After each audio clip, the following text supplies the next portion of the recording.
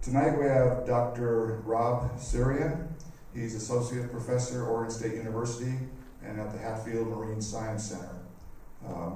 He and his research team have been studying the interaction between the Murres at Yaquina Point and the growing bald eagle population. Ever since the DDT was banned, the eagles have been making a comeback, which is good. Not for the Murres, though.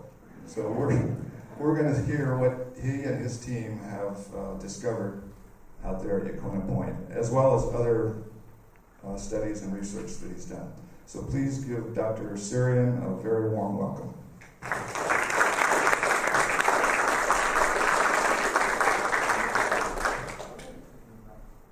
Great. Well, hello. Thank you very much for inviting me here tonight. I'm very pleased to have this opportunity to talk to you about some of our studies along the Oregon coast, particularly with the common murre and the bald eagle population. And first of all, as was mentioned, the team, and I certainly need to acknowledge many more than the people listed here on the screen, but especially Cheryl Horton, who is a master's degree student working with me, who did a lot of this work with the eagle populations and the common murre colonies. And she just finished her master's project, successfully defended her thesis this past summer, and has moved on. But luckily, she's still at Oregon State University, involved in avian studies. And then also, we work a lot with the U.S. Fish and Wildlife Service, the Oregon Coast Wildlife Refuge Complex. And in particular, Dave Pitkin, who is no longer with us. He was a biologist with the Fish and Wildlife Service that ended up passing in a plane crash associated with his work that he was involved in. But he was very instrumental in collecting a lot of the data that I'll be presenting and that Cheryl analyzed for the coast-wide analysis. Along the course with Roy Lowe, who many of you probably know, who's been at the refuge for a very long time and has been much of his career has been built around building the refuge, and was the one who originally initiated these aerial surveys that were just a wealth of information for the analysis that Cheryl ended up doing. And then a couple of more recent biologists working with the refuge, Dave Ledig and Sean Stevenson. Okay, so first of all, I'm sure all of you are pretty familiar with common murres, but just to kind of give you a little bit of an overview, they're in the family of the Alcidae, which are also known as the auks, so related to puffins, guillemots, and they're as close as you can get to a penguin in the northern hemisphere. So as you probably observed, many people look out over a headland or down here at Casita Head and say, "Oh, look at those penguins out on the rocks." And they're not penguins, of course, right? Not in this hemisphere. But they're darn close. They're very capable divers. They can dive up to over 150 meters. So up close to, actually, they've been recorded to 170 meters too. So over 500 feet deep. So very proficient divers.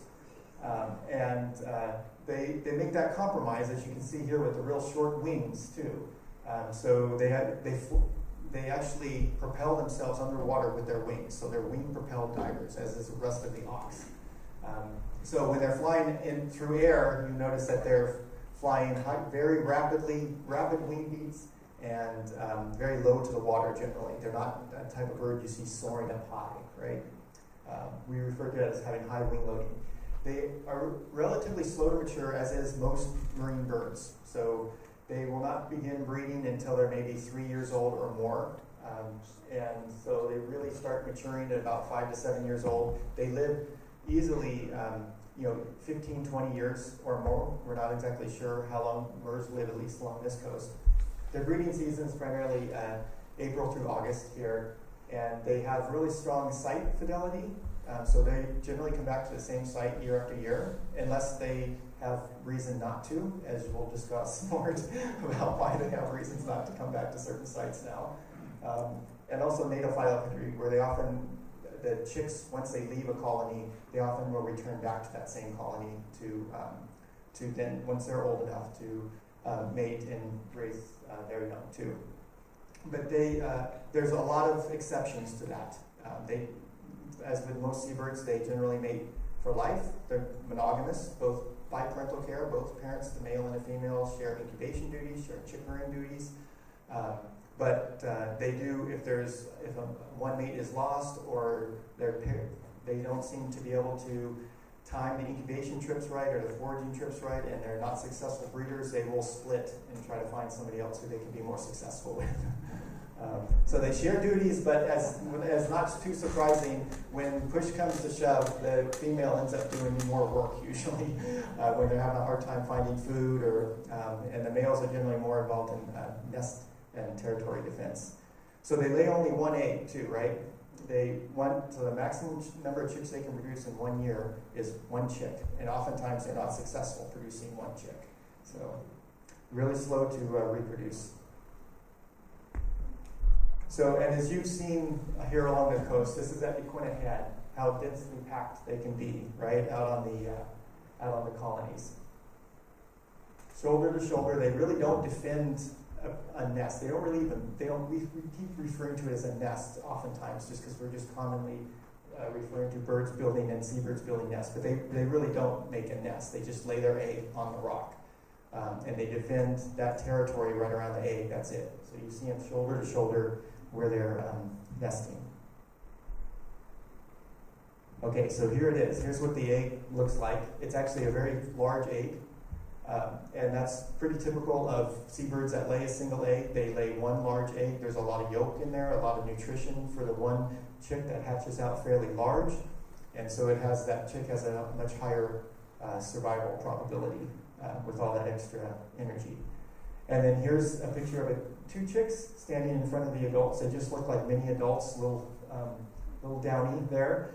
And one thing unique about the Murre chicks too is that they leave the colony before they're able to fly. So we refer to Murre chicks or any bird leaving the nest as a fledgling, right? Whether it's a seabird or a Seller's jay in your yard. The Murres, though, the chicks aren't able to fly when they leave the nest. They might leave the colony, their nest location at about 15 days old, somewhere between 15 and 24 days old, and they just flap glide down to the water. And then the male parent meets the bird down on the water, and then they swim off to sea together. And so the male stays with the chick while the female heads off and replenishes the reserves that she lost during the breeding season. And the male will continue feeding the chick until the chick is able to be off on its own. And you might have heard the chicks call along the coast, or sometimes walk along the beach. You often see in August and September, two birds up on the beach, two carcasses together, one small, one large. And at this time of the year, not all of the birds. It's really a rough time of the year for the birds, so we see a lot of them on the beach. And a lot of times you'll see these male chick pairs. Okay, so there's quite a history of, in many regards, exploitation of seabird colonies, not only here in North America, but worldwide. So of course, early on there were as these pictures show, during our more hunter-gathering lifestyle, right? These were these large seabird colonies, lots of eggs, so that was a good nutrition source for humans. And this happened even so at Yaquina Head too. Yaquina Head actually was an area where people would go to collect Murre eggs. And there's still a lot of native cultures and just communities, and especially northern hemispheres, Iceland, for example, that still eat seabirds and seabird eggs. But here's a good example of just as far as records that we've seen in 1900, and of course that's not a picture from 1900, but just representing an empty colony at Yaquina Head. And then here we are, 100 years later, and we have probably 60,000 to 80,000 Murres that are nesting in that colony. So the Murres, they were exploited early on, but then, and true for many seabirds, but with the Migratory Bird Treaty Act, then that helped protect a lot of these colonies and a lot of these birds. So the Murres were protected and able to repopulate a lot of these coastal colonies. Okay, so the other player in this story is the bald eagle, which we're all extremely familiar with too. So of course, a large raptor, They're very much a generalist predator or even a scavenger, right? You see them on the beach a lot, scavenging whatever food they can find there. And in many respects, they are proficient hunters, but in terms of eagles or falcons, they're not nearly as proficient of hunters as, for example, golden eagles. Up in Alaska, we'd see both golden eagles and bald eagles hunting seabird colonies, and the golden eagles were much more proficient at getting birds. But the bald eagles have been very successful with a dual strategy of both hunting and scavenging too.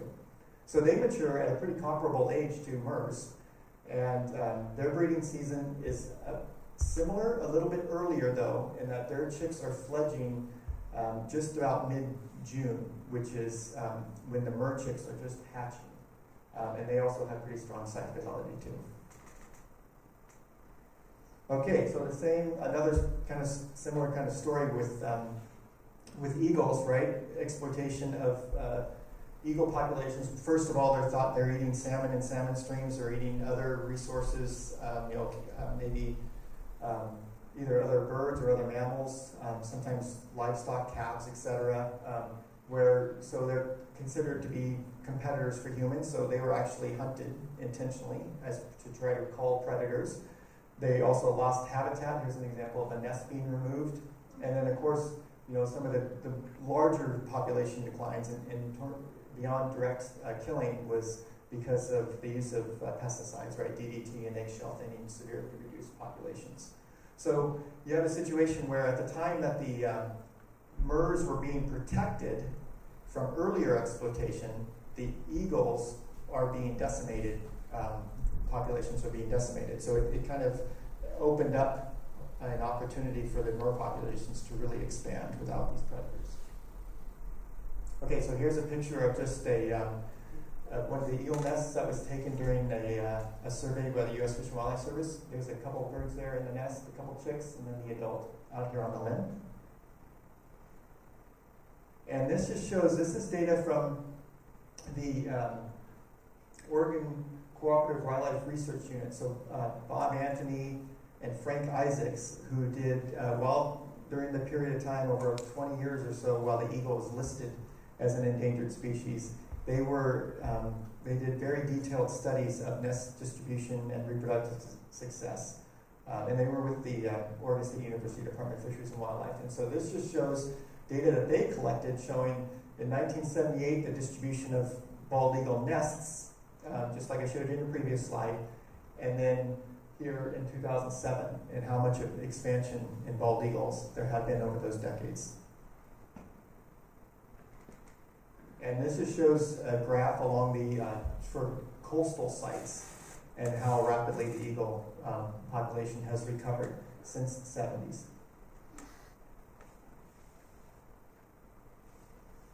Okay, so that's not so great news for Murres, and I'm going to talk a lot more about the dynamics of Murres. So we saw in some areas, this is using the U.S. Fish and Wildlife Service data, as they were observing the eagle population increasing, they were also, during their aerial surveys, noticing that these colonies, certain colonies, were becoming abandoned. And so here's a good example of the Tillamook Rock colony, and also Gull Rock. Gull Rock's actually up by Otter Rock.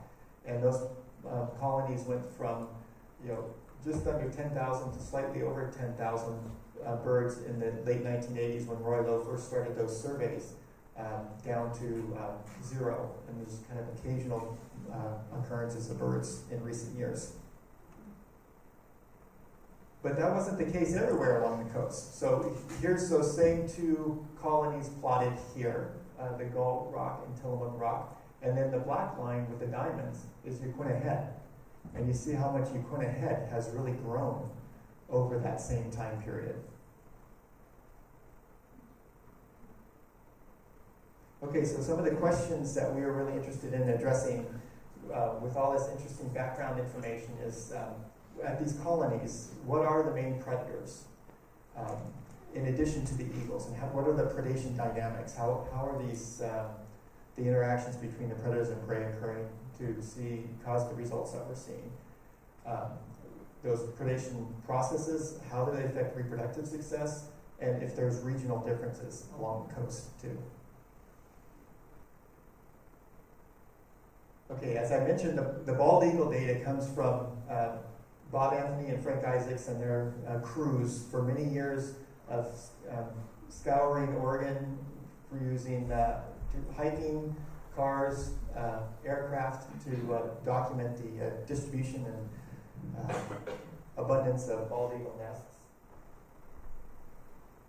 And then here's some statewide locations of nests, just specifically now along the Oregon coast. So these are just coastal nests within about a 20-kilometer radius of the shoreline, or a 20-kilometer buffer of that shoreline, in 1988 and 2006. So you can see the expansion of the colonies, but also you can see there's very much regional differences too, right? Where you see more colonies up on the north coast and fewer down on the south coast, especially south of Cape Blanco. And then there's also this amazing data set for the common Murres too. So here's a picture of one of the Fish and Wildlife Service biologists. This is actually Roy Lowe, who's the program manager now for the refuge, who is photographing the Murre colonies. So they would fly over, and they still do this on an annual basis. Over a 2-day period, they fly the coast, and they take photographs of all the Murre colonies. And then once they finish that, they take those photographs back in the lab and they count the birds on the different colonies, which is quite an effort. Even in the digital age, it's quite an effort. It's not nearly as onerous as it was before, but it still is. Okay, so to kind of lead up to a little bit of what I'm going to describe, in addition to that coastwide censuses of the eagles and the Murres, I'm also going to talk a little bit about some regional comparisons and a few different specific focal colonies that we studied too, in addition to Yaquina Head. Yaquina Head's where we have the longest time series, but some of these other sites we visited just on a one-year basis to make some comparisons to Yaquina Head. So the breeding site, we have locations for all the colonies, a complete census for 1988 and 2006, for all the birds and all the colonies were counted. But then there's also these index sites where they counted that colony every single year. They didn't count the entire coast wide number of all colonies every year. Those data are available, those photographs are available to count, but they're not available to analyze. So here just shows the population census, and I'll go over this in a little bit more detail. 61 sites in 1988, and 2006 there were 71 sites. They weren't all the same sites though. And then these 23 index sites are the sites that were counted every year. So those are the sites I can show you kind of trends rather than just 2 points at the two end of the time series. And then the regions are the blocks that I'm showing here on the right, the north, central, and south when I refer to those areas. Okay, so a little bit of information now since summarizing, and there's a few things to take away from with this figure. So for one is that you can see, as I showed in that other graph for a more restricted number of colony or of eagle nests, but you see this very strong linearly increasing trend of bald eagles, which isn't surprising. That's what we expected, right? That's coast-wide. So here over here on this right side, you see the trend of bald eagles in the north, the central, and the south. And a couple things to kind of take home from this. One is that, of course, the population is growing more rapidly in the north, right? There are more eagles up north, more so than the central and more so than the south. And then the other thing to pay attention to is kind of the inflection point at which it's fairly stable, and then at what point it starts making a more rapid increase. And you see that more rapid increase is earlier in the north, a little bit later in terms of years in the central, and even later so in the south. And it really hasn't taken off in the south too much. So populations have not been increasing throughout the entire coast. And what it appears to be doing is it's more of the eagles moving from that, the large Columbia River area, and probably the population moving south along the coast.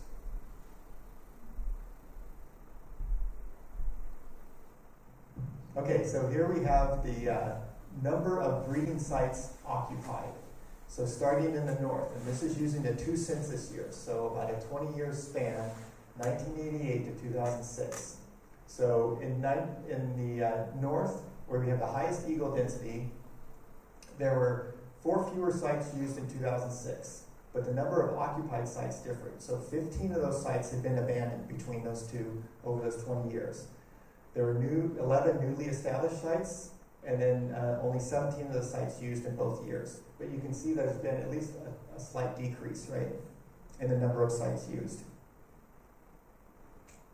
On the central coast, you see the kind of the opposite, right?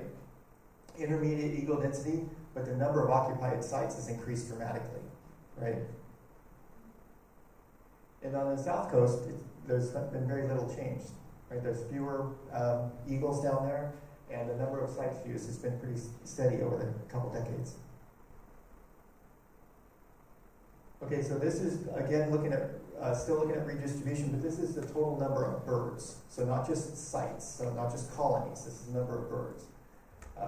So in the proportion of the total count. So North Coast, again, focusing on the box here, the proportion of the total coastwide population that's in the north versus in the south or central versus south in the 2 years. So what this shows you is that the proportion of the overall coastwide population that resides in the north has declined. So there's fewer of the Murres relative to the whole population that are in the north now. In fact, as it shows there, 50% fewer. And then on the central coast, there's actually been, where there's intermediate eagle density, there's been an increase in the number of Murres proportionally for the coast as a whole. And then in the south, there's been a slight increase too. And overall, when you look at this census of the 2 years anyways, the overall population seems to have declined a little bit. But it's hard to really assess with just the 2 points. But still, we certainly see from those index sites that in the north, they certainly have. Okay, so of course, I think most of you have probably seen this in action here locally, either at Hesita Head or up at Yaquina Head. The eagles depredating the Murre colony here. And the eagles are, when they need to be, they're proficient hunters. When they don't need to be, they're pretty lazy hunters. And I'll describe to you that when they're lazy hunters or when they cause the most damage. Okay. So here's a video of a disturbance in action. So you see these Murres departing the colony, and eventually you'll see the eagle fly in here. There goes the eagle, fly in, grab a bird, and fly out. So that's actually in terms of if an eagle's going to hunt the colony, that's actually as good as it gets. Because that's a good, if proficient hunter flying in, grabbing a seabird, grabbing a Murre and flying off. And I'm sure there's some disturbance on the colony. It's very unfortunate for that one Murre, but the rest of the Murres survived, and so did their eggs. Yep. Can you run that again? Sure. Did they think it got an adult or a kid? I think they got an adult. Yeah. Oh, it'll go again. There we go. Okay, so you see some of the Murres, and these Murres that are leaving right away, those Murres are not on eggs. See, there it goes. They grabbed it and moved on. And you see that part of the colony that was bare ground, right? So those birds were just roosting there. There weren't usually if the Murre has an egg or a chick, it stays pretty tight. Oops. Guy next to him gets taken, I guess. Okay, so here's where a lot of the damage really occurs in terms of reproductive loss, is when the Murres are chased off the colony by the eagle, then the secondary predators come in. So the gulls come in to take the eggs and chicks. The vultures have been, the turkey vultures, in fact, until a few years ago, we were seeing very few turkey vultures at the colony. Now we see them on a real regular basis. And so you can see here the Murres with their chicks, and they're trying to, they do their best. Of course, the turkey vultures aren't they don't challenge the Murres. Sometimes you see them challenge them a little bit, but not successfully grabbing chicks. Then there's a variety of corvids, occasionally ravens, often crows that we see taking eggs too. Okay, so for these study sites that I'm going to describe, we have we picked 3 sites in 1 year to compare reproductive success of the Murres and also eagle activity for the North Coast, Central Coast, and South Coast. And I'll describe these in a little bit more detail. But we had Cape Murres, which has about 10,000 Murres. Uquina Head, that I described, it has about 60 to 80,000 Murres. And then the south area by Bandon, so Coquille Point had 8,000 Murres. So different sized colonies, but also in these regions of differing amounts of bald eagles, right? So here's the North Coast Pillar Rock, which is right off of Cape Murres, and we're about 350 to 400 meters from that colony.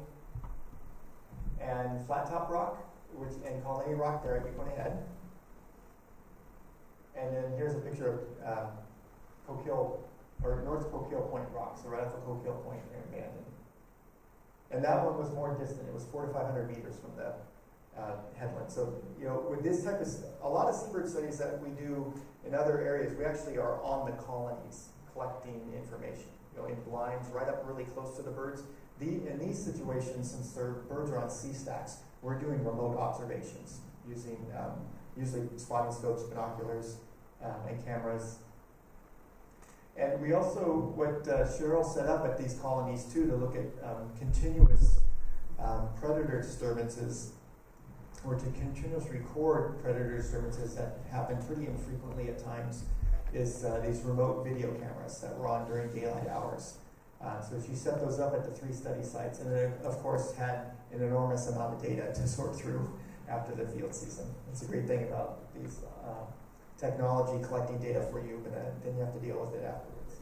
And of course, all the headaches of all the battery problems or firmware problems in the cameras you're using. And then here's a picture just of one of the up at Cape Murres, showing the colony and what you see from the video, with the Murres on top, and then what Cheryl was doing here is counting how many, what percentage of the colony was vacated when an eagle came in. So up here with the yellow circle is an eagle coming in, and you can see Murres leaving the colony there. And then there was also the direct observations too. So she had the cameras, and then also our crews at the different colony sites too.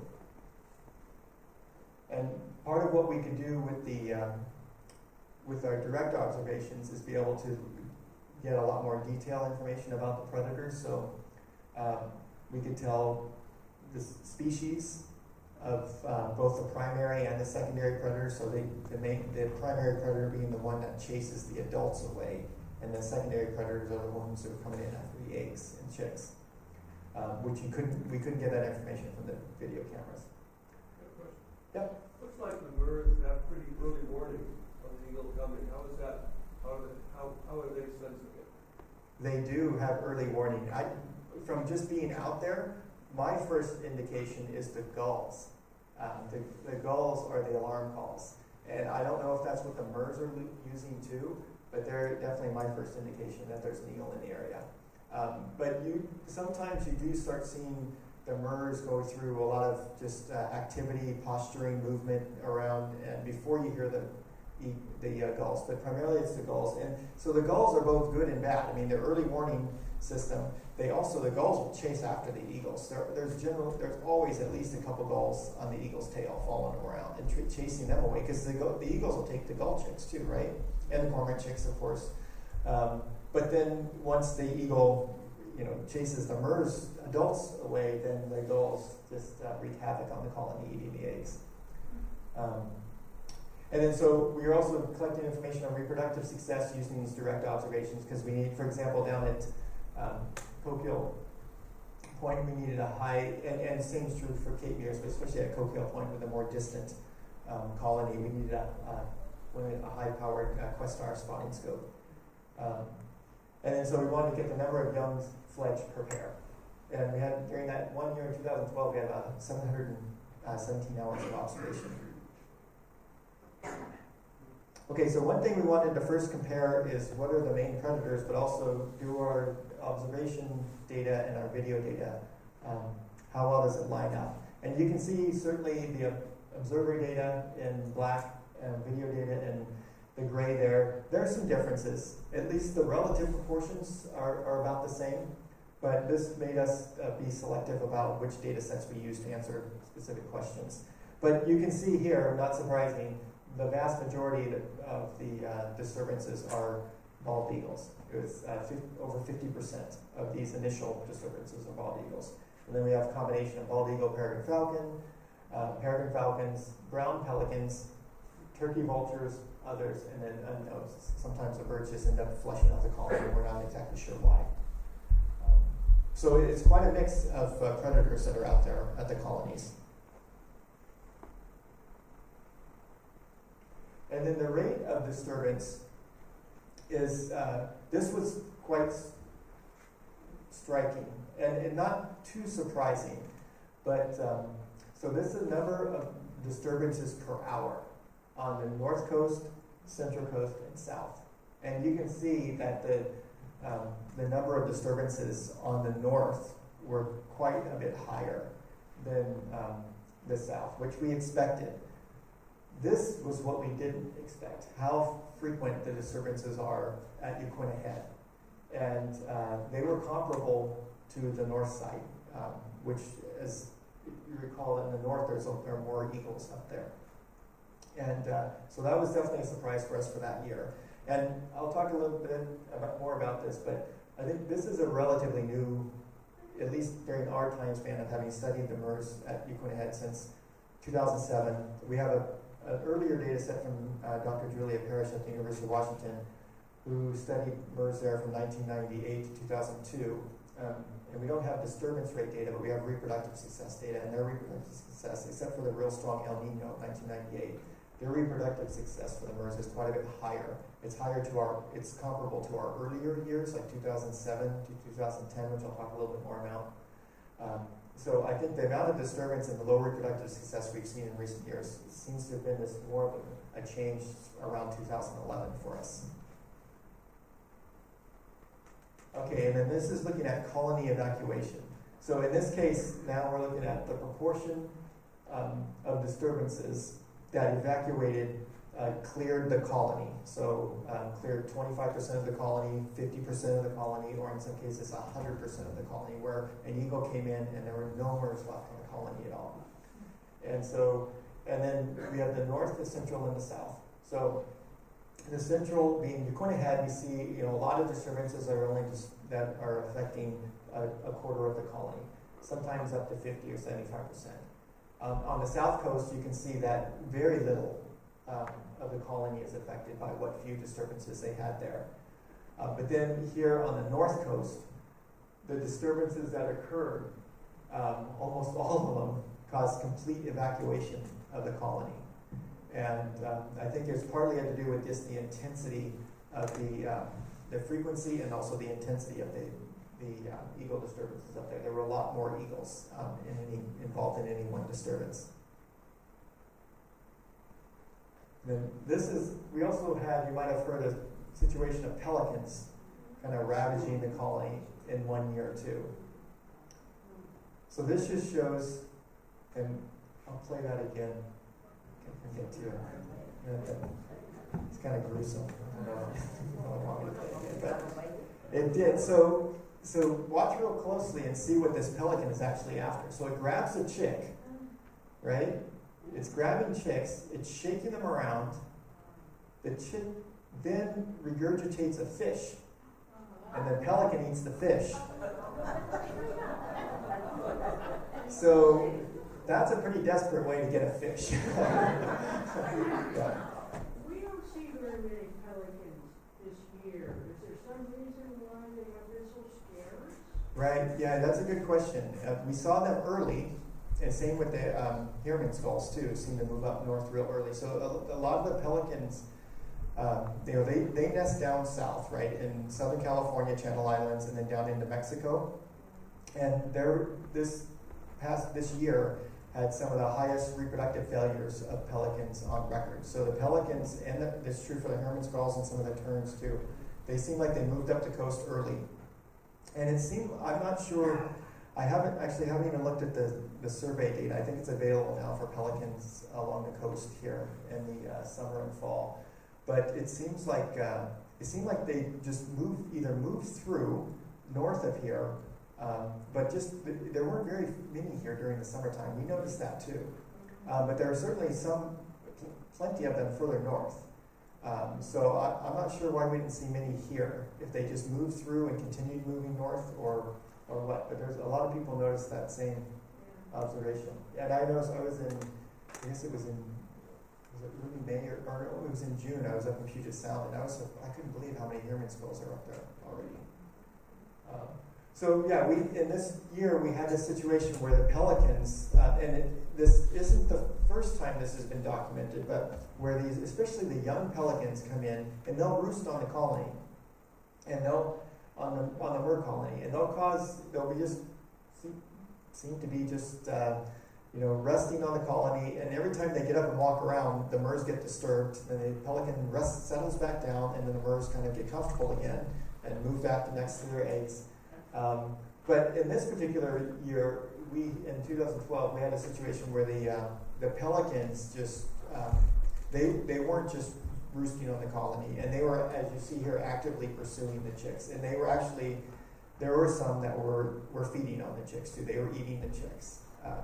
And the strange thing about this is that within a week period, it was right toward the end of the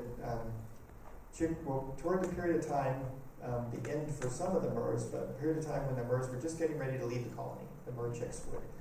And so these pelicans came in and they just dominated the colony, chased the adults off, and we also had a bit of some summer rain occurring that same evening. And our crews happened to be out there for another purpose, another data collection purpose, but we're observing these pelicans, and they just decimated the whole colony, mostly because they were chasing the chicks, causing the chicks to jump off the colony, or the adults had been, the adult Murres had vacated, the pelicans stayed on the colony, and the chicks were just getting drenched. They weren't being protected by the adults. And so the next day and over the next few days was when the beaches were just littered with Murre chicks. We counted over 350 Murre chicks between Yaquina Head and the North Jetty. And this really strange thing, it was really unfortunate because we lost a lot of Murres in that one event, but also that down in Bandon, during the same week, the same thing happened, and it's caused by pelicans. So it was really strange that it happened at both of those sites. There weren't any chicks at the North Coast site. In fact, up there at Cape Meares, the Murres were not able to incubate the eggs for more than a couple days, and they would just get disrupted, and the eggs would be lost.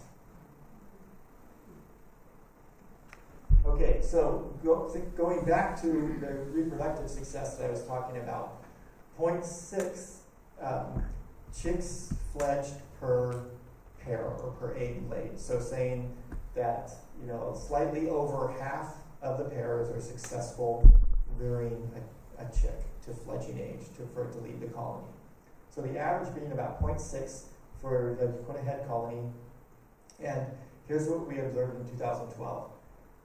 0 productivity in the north, and then 0.25 in the central, and then slightly above that in the south. So it's very low reproductive success. So even the south, even though there was very few disturbances on the south coast, the reproductive success was low, and a lot of that was because of the pelicans. The eagles didn't cause much disturbance at all on the south coast. In fact, I think during the chick rearing period, it was either 1 or 2, just 2 eagle disturbances during the chick rearing period down at Bandon, whereas up in Cape Meares on the north coast, easily 1, sometimes 2 or 3 or more a day.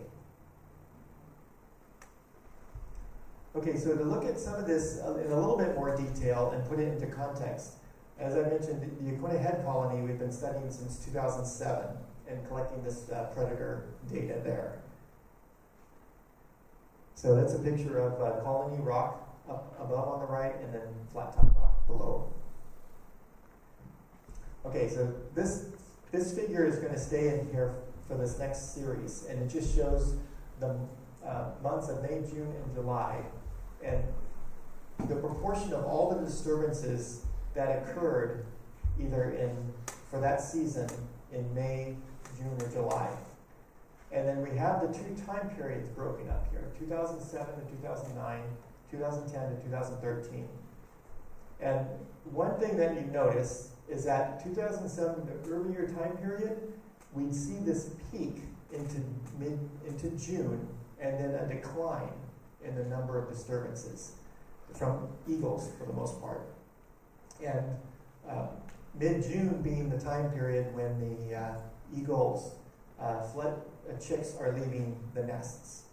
So we'd see a dramatic decline during the chickering period in eagle disturbances.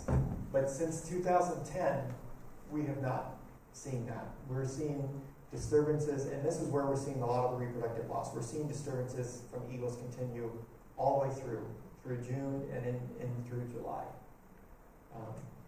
So here we have from 2007 to 2009, we got bald eagles were 83% of the disturbances, these initial disturbances, and then a few other disturbances caused by brown pelicans and peregrine falcons. And then in 2010 to 2013, we get this wider array of predators, so that there are as many eagles, it's just that they're creating fewer of the initial disturbances. And instead, we have brown pelicans creating more disturbances, and these are the initial disturbances, what causes the Murre adults to leave. And then turkey vultures, and then others kind of thrown in the mix there, peregrine falcons and others.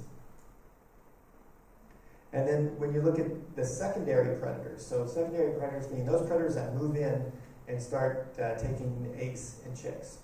And so you have primarily gulls, as I mentioned, and then the corvids, so the usually crows, but sometimes ravens too. And then here we have, in the more recent years, 2012 or 10 to 13, we see turkey vultures coming in to start taking eggs too, and occasionally chicks, but mostly eggs.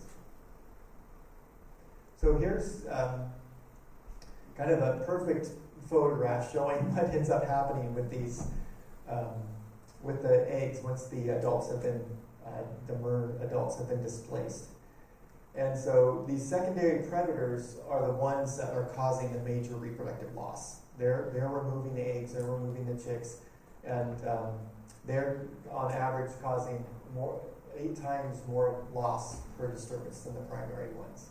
And I didn't throw a picture in there, but there are times when the whole colony, maybe a large section of the colony is cleared, and there's hundreds to thousands of eggs that are just left exposed.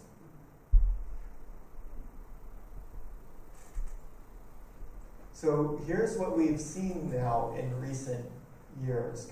So here's that 2007 to 2010 period, and this is just survival or reproductive success for the Murres.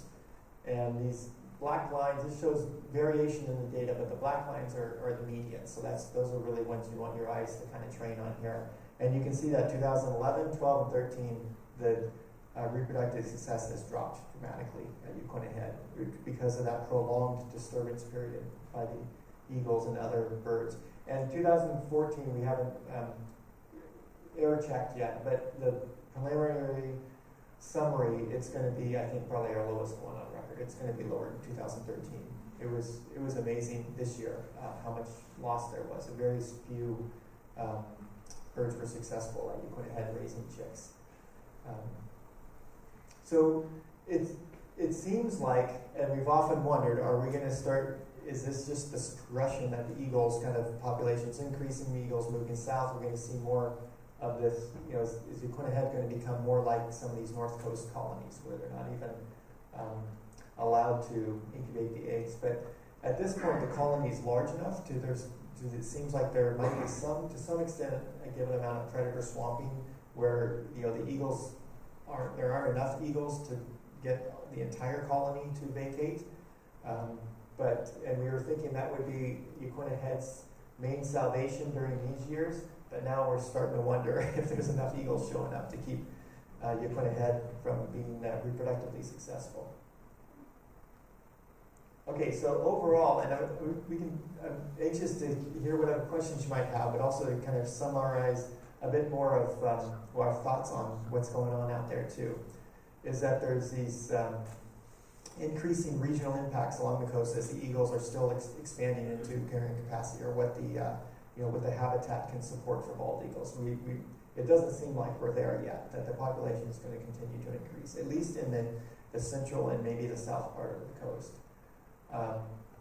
So these predator types have kind of diversified over the years, and so there's this increasing top-down effect affecting the reproductive output. Part of our studies are also looking at the bottom up, what's happening in the food web and the prey that's being delivered to chicks, how's that affecting reproductive success. But we also know, and that's part of the reason why we're studying the food, is that sometimes there's these synergistic effects too, and it's hard to disentangle, what is top down and what's bottom up. But there's been some really clear evidence in recent years, of course, that the eagles and the predators are having a major impact on the reproductive output. And so it's this interesting question too about endangered species recovery, right? We have the brown pelicans and the bald eagles that were listed in endangered species, and we have this situation of these predators returning into the population. And so here's again a picture of Yaquina Head, and it has 4 eagles just roosting on that, which years before that was unheard of for us to see that, at least not consistently. And then there's the pelicans with a pelican with some bird chicks that they're herding around. And so, we think about this a lot too in terms of what is maybe in the popular media more so, and certainly in scientific literature, is the recovery of, for example, wolves in Yellowstone and how that's changing the ecosystem, right? The recovery of these native predators onto the landscape. And there's no doubt that that's part of what we're seeing too, right? But there's still, of course, those questions also of how much has that landscape changed since those predators were more abundant.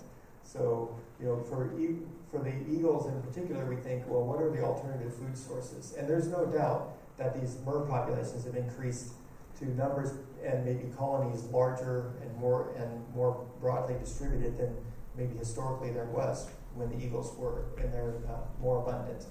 But there's also, in decades ago, 100 years ago, the eagles also had many other alternative food sources that might have been more abundant, like salmon populations or smelt runs or marine mammal carcasses that were available on the beach for them to scavenge.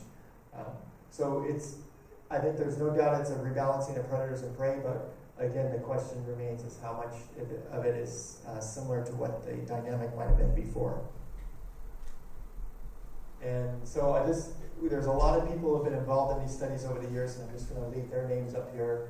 A lot of funders that we have. Our partnership with the Bureau of Land Management at Yaquina Head has been instrumental in allowing us to work out there and supporting a lot of this work that we're involved in financially and just logistically out there. And then a variety of other sources of funding with the U.S. Fish and Wildlife Service, the National Science Foundation, and student scholarships too, working out there with me. And I'll be happy to take questions too. Yeah. Don't people have territory, like certain territory? So I live under the impression like Yaquina Head would be under 2 eagles. Right. There or something, but more than 2 there. Right.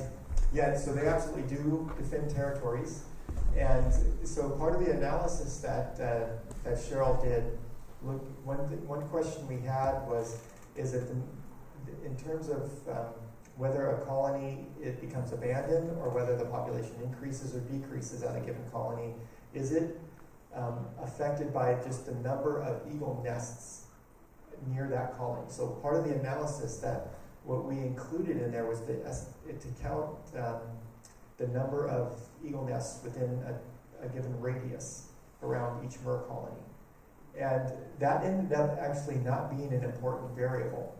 What was more important for some of the key analyses were the regional abundance of eagles. So I think I think that's what we're seeing with this, a bit of the changing in the timing of phenology to the chronology during this season, is that if it's just a couple pairs of eagles that are hunting the colony and feeding chicks, the eagle chicks, then it's disruptive, but not nearly as disruptive as having this kind of maybe more mobile group of non-breeding eagles, transients, that are in the area and hunting the colony, staying at the colony, and then also that are continuing the hunting of the colony through late June and July, when the other eagles may have either fledged or moved on, right? Yeah. Uh-huh. The picture you showed of the eagles, they looked like they were immature. Right. Is that a big problem? Well, we see both adults and immatures. Yeah, and partly we had this one idea and that's one reason why we were collecting age class information. We were thinking, well, it would make sense that the subadult and juvenile eagles are less proficient hunters, and maybe they're the ones that are causing the majority of the secondary disturbance or loss, where they're maybe try to hunt the colony, they're not successful, they land on the colony, and then try to kind of hop and grab adult Murres, oftentimes unsuccessfully, sometimes successfully, but in doing that, just wreaking havoc on the colony, and that the adults were much more efficient. They'd fly in, take an adult Murre, and then fly off. And I think that idea was mostly, it seems reasonable, but also because we did see a few examples of this. One time in particular, a juvenile eagle landed, could not catch an adult Murre, found a Murre carcass, grabbed that carcass, and just hopped through the colony with it, dragging this Murre carcass, and it just I just couldn't imagine. I couldn't even count the number of eggs. There were so many. There's hundreds, if not over 1,000 or 2 eggs that were exposed, and the gulls just went crazy. And the eagle finally left, and the Murres started moving back over the eggs. And I'm sure some of those eggs were recovered and continued incubating. But when we actually did the analysis, there was no difference. The adults were causing as much disturbance as the secondary reproductive loss as the younger eagles too. Yeah. Well, this is really an amazing story. But when one looks in Alaska, right. have you done a similar type analysis? Some of those colonies there are 400,000 birds, and they got abundant eagles in close proximity. Right. So what's the story up there? Yeah. So there's some. So where I'm most familiar with the eagles and the seabird colonies are from the work in Prince William Sound, and then there's other colonies too, like out in the Aleutians, where the eagles can have more of an impact. But then there's other colonies where there's just in the Pribilof, where there's just fewer eagles. So it really isn't so much of a signal from the predators. But in Prince William Sound, we definitely saw this very same dynamic, but with black-legged kittiwakes, which is a cliff nesting gull type of gull species, and that's what originally formed a lot of my thought on these seabird predator interactions, and that we would have, just like we were talking about, a couple eagles that hunted the colony, and ravens too, that would hunt the colony and catch eggs. And it seemed like those breeding birds were just really judicious about coming in, grabbing a seabird, and flying back out and feeding the chick. And that happened every year. And the colony, the one colony was large enough to sustain that level of pressure. Some of the smaller colonies weren't. They could, because just one, if there's only several hundred birds there, then one eagle visit on several days, and the colony has been, for the most part, can be wiped out. But where we saw the greatest reproductive loss, again, at those colonies was when the other eagles would show up, these transient eagles. And there was, we didn't, my boss that I was working for at the time, David Irons with the Fish and Wildlife Service, he did look at some of the timing of the salmon runs. And one thing that we certainly noticed, as you're driving, boating by the salmon mouths up there, sometimes you'll see hundreds of eagles at the mouth of a river waiting for the salmon to show up. And when those, it's a big congregation, all these transient eagles, young eagles, and when those salmon runs were delayed or low, those birds needed food, and those eagles would just come and hunt the seabird colonies and just decimate those seabird colonies. So there was definitely a link there with alternate food sources, or lack thereof. Yeah. Okay, you talked about them returning to their colony site. Right. Okay. We have a very small colony site at the sea. They didn't have any chicks this year. Their Right. eggs only lasted maybe 1 or 2 days. How much predation is required before those birds stop coming back to their flock? Yeah, that's a good question. And I think a lot of it has to do too also with what other alternatives they might have. And so they'll definitely try for years. And for some examples, we've seen decades where they keep coming back, even though they're just not being successful. And the larger colonies, of course, are the ones that are more stable over time, that they'll continue returning to, regardless of whether they're successful or not. But at some point, if they have another alternative site that seems like it's that is more successful, they'll move to that site. And we think that's probably what happened up at Quinta Head. So Gull Rock is just to the north. That colony, as I showed you early on, just had been abandoned. And we don't know for sure, but I'm guessing that quite a few of those birds ended up just moving to Quinta Head. There was space, so they moved there and started breeding at Quinta Head. But yeah, that's a good question, because how many birds do you think there are there at Hesita Head? Is it 50 or 100, or how many do you? When we got there, we went in May, Dawn Harris Right. estimated there were maybe 10,000 in the water. Right. But she wasn't sure they were all going to come on the rock. Okay. We saw a large number in the middle of July, almost no birds. So are you talking for the rock, or on the headland that's just down right below? Okay. So you think there were at least several hundred or maybe 1,000 on the rock? Probably 1,000. Yeah, okay. Well, that's great. That colony's been growing. But Yeah. in July, They were gone. they were all gone. Right. How have you observed the birds there in previous years too, or was this the first year? Yeah, I would. It'd be interesting to see how successful they were in previous years too, because it's very common. I mean, seabirds, they have this long life history of where they're a high adult survival and they're slow to mature and reproduce. More like they really have a life history that's more similar to a mammal, a marine mammal like a pinniped. It's very similar in terms of reproductive output and life and age, lifespan, etc. So the adults are long-lived and they produce few young each year. So they're kind of they have a life history strategy that allows them to withstand long periods of low reproductive output or zero reproductive One of output. the things we saw by late June, turkey vultures would just fly over Right. all the birds. They didn't even land. All the birds were off the rock. Oh, right. Yeah, they definitely are shell shocked by the end of the season, and we see that too. Earlier on, they hold tight, but then by the end, they've been harassed so much that they will leave the colony on it with much less threat. But also, again, if they have already lost their eggs and they don't have any chicks to defend, then they really have no reason to try to stay on the rock.